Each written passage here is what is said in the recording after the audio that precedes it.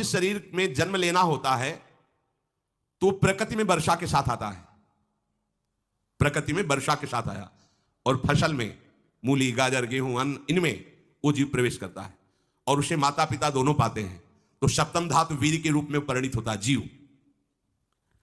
वो वीर कण के रूप में माता के उदर में जब प्रवेश करता है तो एक रात्रि में मां का और पिता का, दोनों का वो जो वीर मिलता है, उस रज और वीर के मिलने से एक कलल सा बनता है। 5 रात्रि व्यतीत होने के बाद एक बुदबुदा सा बनता है। 10 रात्रि व्यतीत होने के बाद एक बेर की सी आकृति होती है।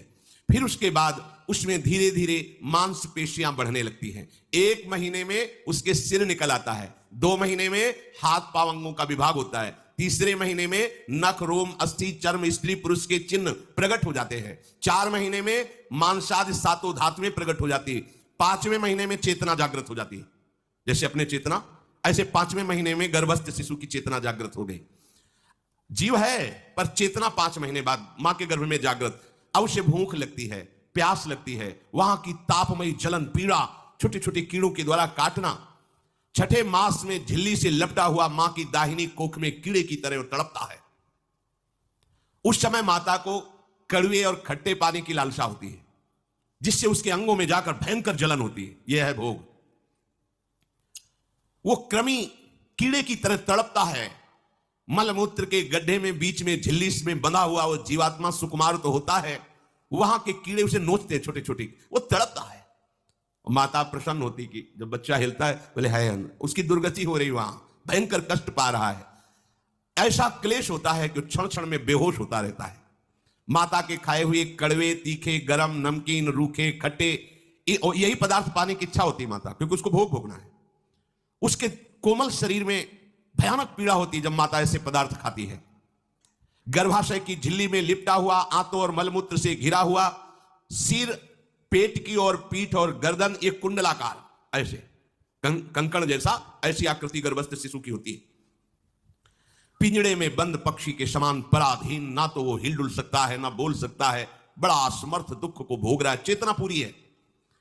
इसी समय भगवान द्रवित होकर उसे ज्ञान देते हैं, गर्भस्थ शिशु को, सबको।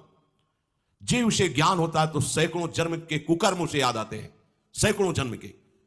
ओहो, ये मेरे कर्म का ही फल, मैंने ऐसे कर्म किए इसलिए दुख भोग रहा हूं। बेचैन हो जाता है, कैसे निपट पाऊंगा, सैकड़ों जन्म के कर्म जमा है।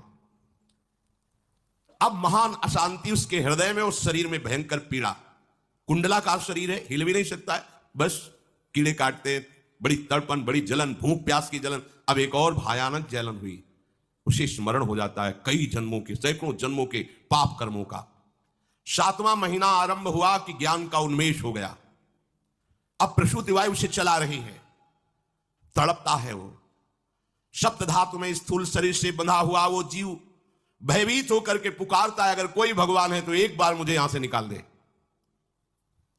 वो विनय करता है भगवान से, कोई अगर भगवान है जिसने मुझे इस बंधन में डाला है, एक बार निकाल दे यहां से, जाके केवल भजन करूंगा।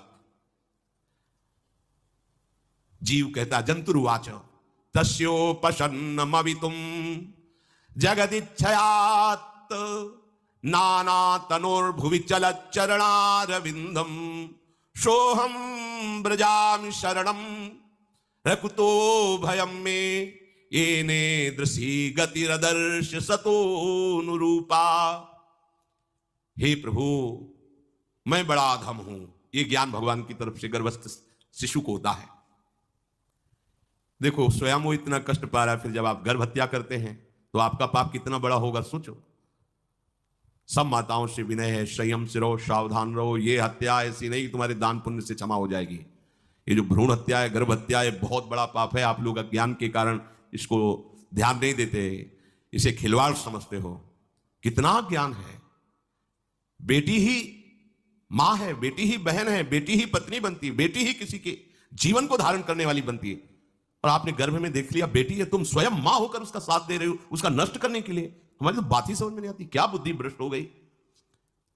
अगर पुरुष का इतना महत्व है तो बेटियां ना हो तो तुम्हारी कौन सी गति होगी, सोचो जरा। जीना मुश्किल हो जाएगा तुम्हारा। तुम पुरुष किस काम के रह जाओगे। तुम्हारा अर्धांग काट दिया जाए तो तुम कैसे होगे। ये स्त्री स्वरूप अर्धांग है। जिस घर में एक मां बहन नहीं है, स्त्री स्वरूप नहीं, स्मशान जैसा वो होता है। ध्यान दीजिए, ये बहुत बड़ी गलती है जो अपनी बेटियों की हत्या करते हैं। ये वो पाप है जो अक्षम्य अपराध है। स्त्री हत्या करना शास्त्रों में बहुत बड़ा पाप कहा गया है। फिर वो तो बच्चा है, बिल्कुल नहीं।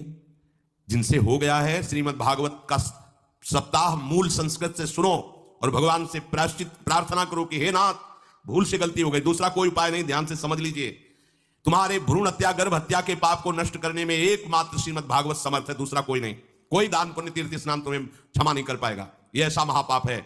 अगर हृदय में जलन करके और मूल संस्कृत के द्वारा पूरी 7 दिन में भागवत श्रवण की जाए नियम से, तो भागवत समर्थ है, इस हत्या के पाप से भी आपको मुक्त कर देगी। जिनकी ऐसी हत्या हो गई हो करवा लो, नहीं तो बुद्धि आगे भ्रष्ट करके तुम्हें हरि गुरु से विमुख कर देगा। ये पाप ऐसा नहीं कि तुम्हें 2-4 माला घुमाने से क्षमा हो जाएगा। ये महत अपराध है। सबकी समझ में नहीं आता, समझ जाओ, नहीं तो आप जहां भी हो वहीं से भ्रष्ट कर देगा। यह अपराध नष्ट नहीं होगा, श्रीमद् भागवत की कृपा से नष्ट हो जाएगा। यह हमें बहुत विश्वास है। श्रीमद् भागवत सप्ताह की यह है ही महामहिम। प्रीत योनि को प्राप्त धंधकारी को सीधे भगवत पार्षद स्वरूप देकर परम पद में आरूढ़ कर दिया। केवल 7 दिन की मूल संस्कृत एक भी श्लोक नहीं छूटना चाहिए। अगर सप्ताहिकी का पारायण हो तो इस भ्रूण हत्या गर्भ हत्या से भी निवृत्ति मिल जाए। अब वो जीव भगवान को पुकारता है, मैं बड़ा नीच अधम हूं। आहा, भगवान आपने जो मुझे गति दिखाई है तो मेरे कर्म के अनुसार ही है, आपका इसमें कोई दोष नहीं। हम लोग जब कष्ट भुगते तो भगवान से कहते हैं हमने तुम्हारा क्या बिगाड़ा। भगवान ने नहीं बिगाड़ा, तू खुद देख क्या बिगाड़ लिया अपना। करो पाप आचरण। अब देखो, हमने तो जीवन में कोई पाप नहीं किया, कितने गर्भ हत्या की है, कितनी खिलवाड़ समझे हो। ये बिल्कुल भयावह चीज है। आप लोगों को नहीं, हम बार बार इसीलिए कह रहे कि भयावह वस्तु है, तुम्हें बहुत ऊंचाई से घसीट के भ्रष्ट कर देगी। बहुत होश में हो, भूल के कभी ऐसा न करना जहां तक हमारी आवाज पहुंचे, जहां तक सुनाई दे। गर्भ हत्या मत करना, संयम से रहो। इस तरह का व्यवहार मत करो कि तुम्हारा मनुष्य जन्म ही व्यर्थ चला जाए। इसमें तीनों को बराबर दंड मिलेगा, गर्भ हत्या कराने वाला, गर्भ हत्या की प्रेरणा देने वाला और गर्भ हत्या में सहयोग देने वाला। जो औषधि डॉक्टर या जो भी, तीनों को दुर्गति होगी। माता पिता प्रेरक और कर्ता। ऐसा नहीं कि आप डॉक्टर हो तो आपको गर्भ हत्या करने का अधिकार नहीं। आप डॉक्टर हो दूसरे के शरीर को स्वस्थ करके निरोग करने के लिए, हत्या करने के लिए नहीं। कोई भी हमारा संविधान ऐसा आदेश नहीं करता कि आप गर्भ हत्या कर दो। ना भागवतिक और ना भारतीय संविधान ऐसा संविधान आदेश नहीं करता। अब वो जीव कह रहा है कि प्रभु मेरे योग्य ही है, आपने जो मुझे दंड दिया है। मैंने सुना है कि आपकी शरण में जो आता है आप उसकी रक्षा कर लेते हैं। आपकी जो शरण में हो जाता है वो इस भूमि पर, भारत भूमि पर, विश्व पर निर्भय विचरण करता है। कोई उसे भय नहीं प्रदान कर सकता। प्रभु, मैं इस माता के उदर में माया का रहस्य न जानने के कारण ऐसे कर्म किए कि मैं आ गया हूं। बहुत दुख पा रहा हूं। हे निर्विकार अखंड बोध स्वरूप परमात्मा, मैं बार बार नमस्कार करता हूं। प्रभु, मेरे ऊपर कृपा कर दो, एक बार इस गर्भ से निकाल दो। मैं यहां से बाहर जाकर आपका निरंतर भजन करूंगा। ये वादा करके आए हम प्रभु से सब। प्रभु ने करुणा करके हमें चांस दिया है मनुष्य शरीर। प्रभु, मैं बहुत जन्मों से इस समय स्मृति आ रही, देख रहा हूं कर्मों में भटकता रहा आपसे विमुख होकर के। ये जो मुझे अभी ज्ञान हो रहा है केवल आपकी कृपा से तत्कालिक है।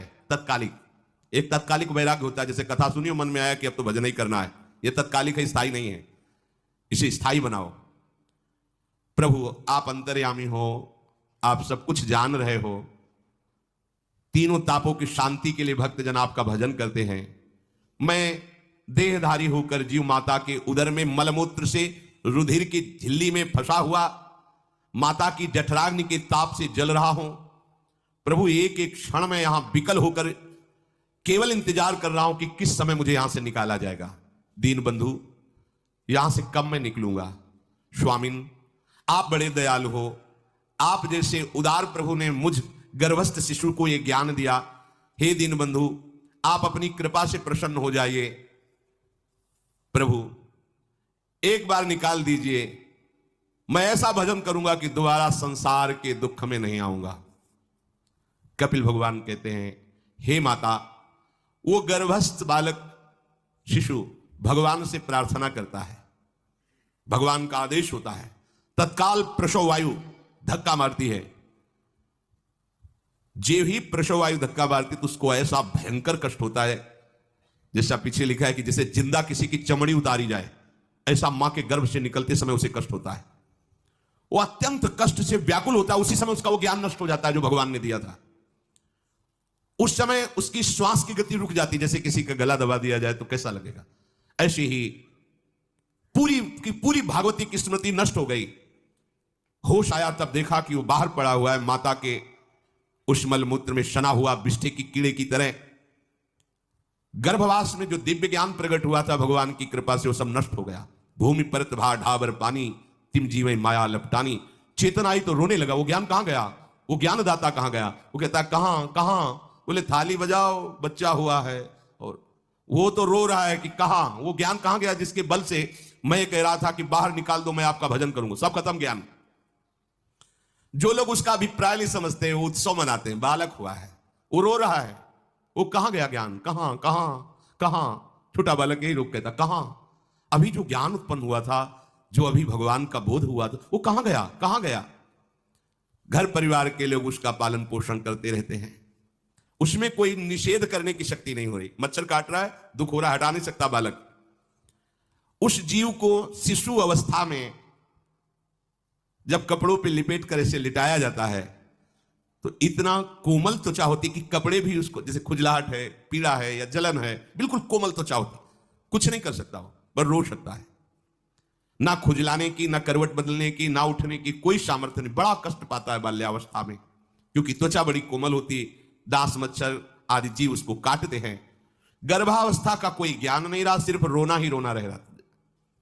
इस प्रकार उसकी बाल्यावस्था कटी, कौमार अवस्था आई, पौगंड अवस्था, इनमें वो खिलवाड़ में फंस गया।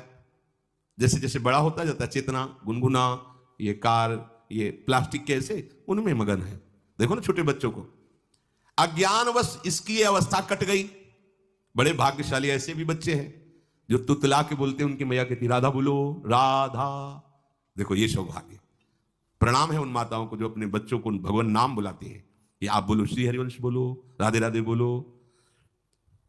धीरे धीरे उसकी युवावस्था पहुंची। इस समय उसके अंदर एक भूत सवार होता है, जवानी का भूत है, ये सबके सवार होता है। अगर मंत्र चल रहा है तो भूत नहीं चढ़ेगा, नाम चल रहा है तो भूत नहीं चढ़ेगा, नहीं तो भूत चढ़ जाता है। ये कुछ भी करवा सकता है भूत, भूत ही तो है ना। वैसे ही पंचभूत लिपट गए, ऊपर से जवानी का और भूत सवार हुआ तो जौवन ज्वर के ही नहीं बलकावा। जवानी में कोई भी ऐसा अपराध नहीं जो हो ना जाए। बड़ा भयानक इसमें स्वरूप होता है। इसमें केवल भोग, केवल भोग, एक ही दृष्टि रहती है, भोग भोगना। अज्ञानवश जब भोगों की प्राप्ति में बाधा पड़ती तो भयंकर वो क्रोध करता है, शोकाकुल होकर हिंसा कर बैठता है। जैसी घटनाएं सुनने को मिलती हैं, राक्षसी घटनाएं, ये भूत है जवानी का।